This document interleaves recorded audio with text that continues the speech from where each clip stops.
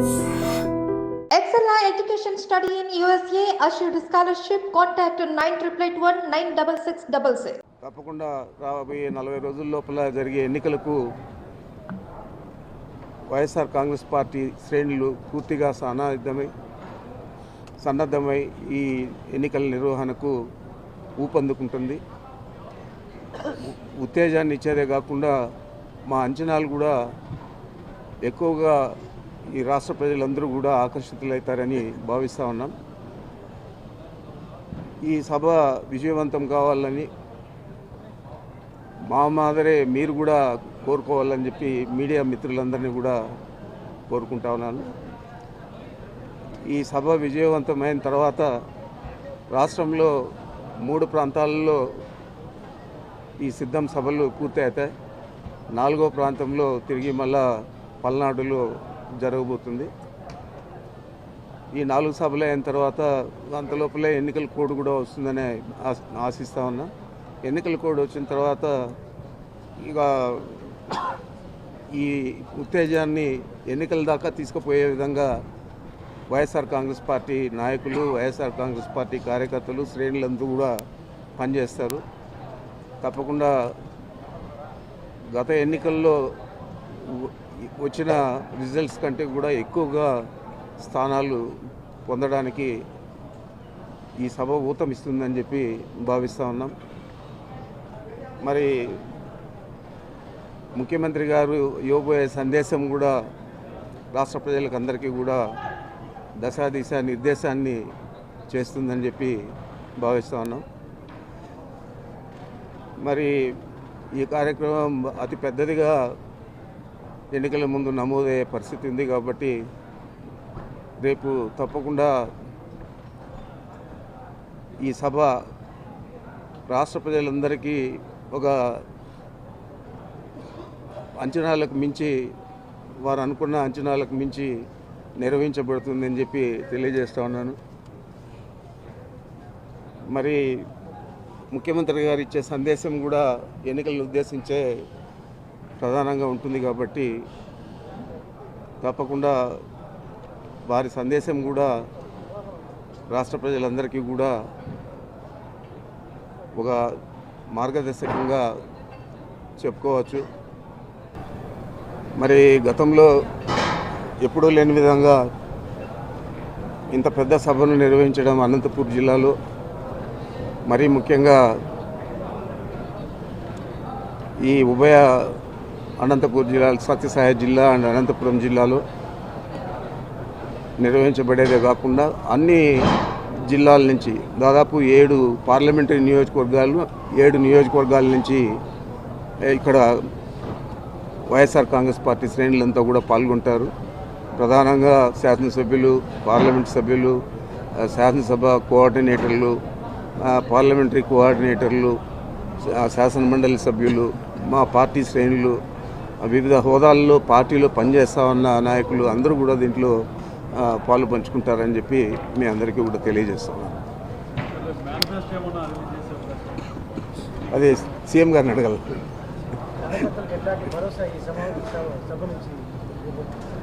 తప్పనిసరిగా కార్యకర్తలకు భరోసా నింపడానికి, కార్యకర్తలను ఉత్తేజపరచడానికే ఈ సభ జరుగుతూ ఉందనేది దీంట్లో మనం ప్రధానంగా ఉద్దేశం కూడా అదే తప్ప వేరే ఏం లేదు.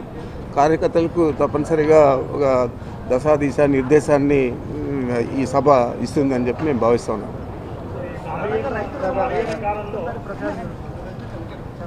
అది ప్రచారం మాత్రమే.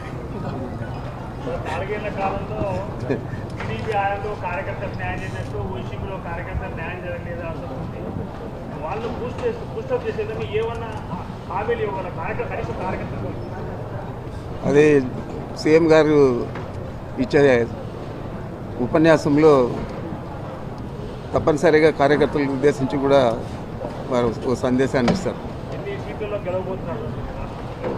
151 గత ఎన్నికల్లో 2019 ఎన్నికల్లో వచ్చాయి. 2024 ఎన్నికల్లో అంతకంటే ఎక్కువే వస్తాయి.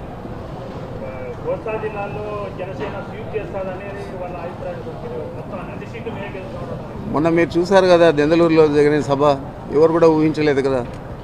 అక్కడ కేవలం సభే జరగలేదు, అక్కడ వాళ్ళందరూ కూడా సభ పూర్తయ్యేదాకా కూడా ఒక్కరు కూడా బయట పోకుండా అందరూ కూడా కేరింతలంతా వేస్తూ ఉన్నారంటే ఎంతో ఉత్సాహభరితంగా ఆ సభ జరిగింది.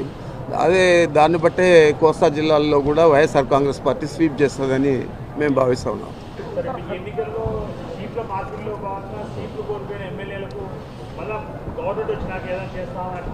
ఆ హామీ ప్రధానంగా ముఖ్యమంత్రి గారే అందరినీ పిలిచి ఇస్తూ ఉన్నారు. తప్పకుండా ఆ హామీలు కూడా నెరవేరుస్తారు ఎన్నికల తర్వాత.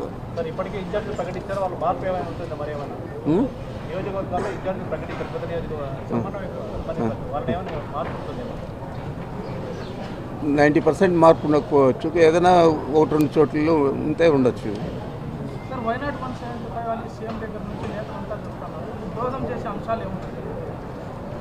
దోహదం చేసే అంశాలు మా పార్టీ పనితీరు, మా ప్రభుత్వ పనితీరు ఈ గత 5 సంవత్సరాల్లో ఏ విధంగా పనిచేసిందో దాన్నే ప్రధానంగా మేము చెప్పుకోదలుచుకున్నాం. మేము చెప్పడానికి జగన్మోహన్ రెడ్డి గారు అమ్మఒడి ఇచ్చాడు, లేదా ఆరోగ్యశ్రీ 25 లక్షలకు పైన పెంచాడు. అదేవిధంగా నాడు నేడు కింద పాఠశాలలన్నీ కూడా చేసి ఓట్లు లేని విద్యార్థులకు కూడా పథకాలన్నీ తీసుకొచ్చాడు. మంచి చదువు ఇవ్వాలని చెప్పి ఇంగ్లీష్ మీడియంలో చెప్పేదే కాకుండా వాళ్ళకి ట్యాబ్లు అన్నీ ఇచ్చి అన్ని రకాల కూడా డ్రెస్ దగ్గర నుంచి బుక్స్ దగ్గర నుంచి అన్నీ కూడా డిక్షనరీ దగ్గర నుంచి అన్నీ కూడా ఇవ్వడం జరుగుతుంది. మరి ఇవన్నీ కూడా మేము చెప్పుకునేదానికి ప్రధాన అంశాలు ఎన్నికల్లో. కానీ తెలుగుదేశం పార్టీ వారు మీరు చూస్తూ ఉన్నారు, కేవలం తిట్ల పురాణంతో మా పార్టీ శ్రేణులను, మా ముఖ్యమంత్రి గారిని, మా మంత్రిమండలిని తిట్టే కార్యక్రమం పెట్టుకున్నారు తప్ప వారు మేము పలాంది చేశాము, చంద్రబాబు నాయుడు నేను పలానా పథకాన్ని రాష్ట్ర ప్రజలకు ఇచ్చాను, పలాని ప్రాజెక్టు నేను పూర్తి చేశానని చెప్పుకోవడానికి ఏది కూడా లేదు. కాబట్టి 14 సంవత్సరాలు ఆయన ముఖ్యమంత్రిగా పనిచేసినా కూడా ఈరోజు ప్రధానంగా మేము ఈ 5 సంవత్సరాల్లో మా ముఖ్యమంత్రి గారు చేసిన విషయాలన్నీ కూడా ప్రజల దగ్గరికి తీసుకుపోతాం. ప్రజలకు కూడా తెలుస్తాం తేడా. కేవలం తిట్టే తప్ప ఇంకేది కూడా తెలుగుదేశం పార్టీ శ్రేణులు ఏది కూడా చేయడం లేదు. తండ్రి ఒక చోట, తల్లి ఒక చోట, కుమారుడు ఒక చోట అందరినీ తిట్టే కార్యక్రమాలు పెట్టుకున్నారు తప్ప అయిపోయింది 20 రోజుల్లో అయిపోయింది, 30 రోజుల్లో అయిపోయింది వైఎస్ఆర్ కాంగ్రెస్ పార్టీ పని అని చెప్పే తప్ప నేను ఫలాంది చేశాను రాష్ట్ర ప్రజలకు నాకు ఓటేయండి అని చెప్పి అడిగే అర్హత చంద్రబాబుకి లేదు. మేము చెప్పుకునే దానికి అన్నీ కూడా సంక్షేమ పథకాలు కానీ అభివృద్ధి కార్యక్రమాలు కానీ అన్నీ కూడా చెప్పుకుంటున్నాం. ప్రధానంగా ఈరోజు చూస్తే 26వ తేదీ కుప్పంకి వస్తా ఉన్నాడు ముఖ్యమంత్రి గారు హంద్రీనివా నీళ్లు వదలడానికి. 14 సంవత్సరాలు ఆయన హంద్రీనివా కాలువను కూడా తోకలేదు. అది కూడా ఈరోజు మన ముఖ్యమంత్రి గారే పూర్తి చేసి దాన్ని ప్రారంభించడానికి కూడా వస్తూ ఉన్నారు. మరి ఇలాంటి విషయాలన్నీ కూడా ప్రజల ముందుకు తీసుకెళ్తాం. మేము ప్రధాన అస్త్రం మాది అభివృద్ధి, సంక్షేమం. వారిది తిట్ల పురాణం తప్ప ఇంకేదీ లేదు. దీన్ని కంపేర్ చేసుకునేదానికి కూడా ప్రజలు ఆసక్తి చూపుతారు. కాబట్టి తప్పకుండా మంచి ఫలితాలు, మా ప్రభుత్వం చేసిన పనులకు మంచి ఫలితాలు వస్తాయని చెప్పి మేము భావిస్తూ ఉన్నాం.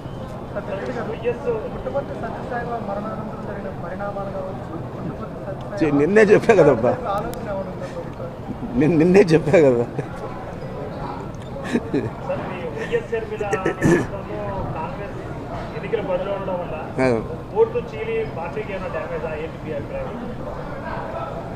కాంగ్రెస్ పార్టీ ఉంటే కదా డ్యామేజ్ అయ్యేదానికి.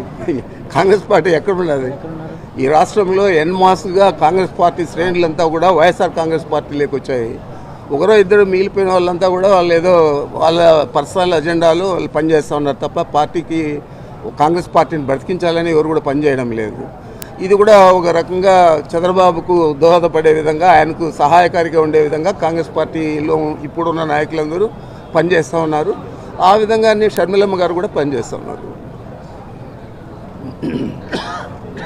రాజ్యసభలో టీడీపీ 0 40 సంవత్సరాల తర్వాత టీడీపీకి ఒక రాజ్యసభ ఎంపీ కూడా లేదు. దాన్ని ఎట్లా చూస్తారు? టీడీపీ పతనావస్థ సంకేతం మరి ఏమంటారు దాన్ని సంకేతం కాక ఎన్నికలు కూడా ఎట్లా తప్పనిసరిగా ఈ మొన్న రాజ్యసభ ఎనానిమస్ కావడం కానీ, రాజ్యసభలో ఒక పార్లమెంట్ సభ్యుడు కూడా, రాజ్యసభ సభ్యుడు కూడా లేకపోవడం కానీ తెలుగుదేశం పార్టీకి చాలా పెద్ద దెబ్బ అని చెప్పుకోవచ్చు. మరి ఇదే పద్ధతిలో కొనసాగితే ఈ ఎన్నికల తర్వాత 2024 రాబోయే 40-50 రోజుల్లో జరిగే ఎన్నికల తర్వాత తప్పనిసరిగా తెలుగుదేశం పార్టీ కనుమరుగవుతుంది. సరే, రైతులు అనుకున్నంత గవర్నమెంట్ పట్ల సంతృప్తిగా లేరు. ఈ మేనిఫెస్టోలో ఏమన్నా రైతాంగానికి రుణమాఫీ కానీ అట్లా ఏదో చెప్పేది అవకాశం? అదంతా కూడా ఇంతవరకు మేనిఫెస్టో విషయం ఈ సభలో వస్తుందని నేను అనుకోవడం లేదు. వచ్చినప్పుడు తప్పనిసరిగా మీరు చెప్పేది కూడా దృష్టిలో పెట్టుకుంటాం. Thank you.